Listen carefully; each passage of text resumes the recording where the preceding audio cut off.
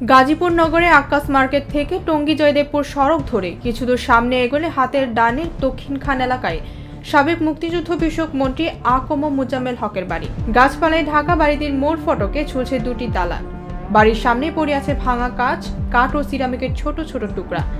বাড়ির আশেপাশে স্থানীয় বাসিন্দাদের 40 থেকে 50টি বাড়ি, প্রায় প্রতিটি বাড়ি ফাঁকা।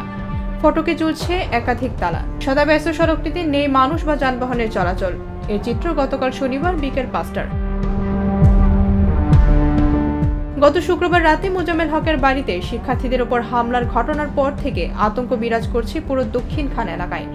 পুলিশি হয়রানি বা গ্রেফতারের আতঙ্কে বাড়ি ছেড়েছেন এলাকার অনেক বাসিন্দা। এর ফলে এলাকাটির বেশিরভাগ বাড়িতেই ঝুলছে তালা। রাস্তাঘাটেও নেই তেমন লোকজন।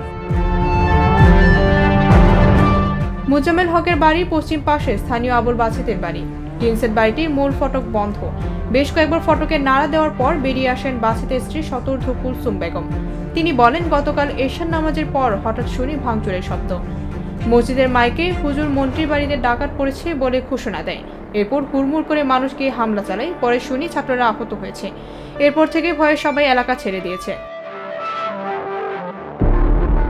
মসজিদ সংলগ্ন একটি বাড়ির নারী বাসিন্দার নাম প্রকাশ না করার শর্তে বলেন, ঘটনার রাতে মসজিদে তালা দেওয়া হয়। এরপর থেকে সেটি তালাবদ্ধ। হয়রানির ভয়ে কেউ নামাজও পড়তে যাচ্ছেন না সেখানে। ডেস্ক রিপোর্ট, ভোরের পাতা।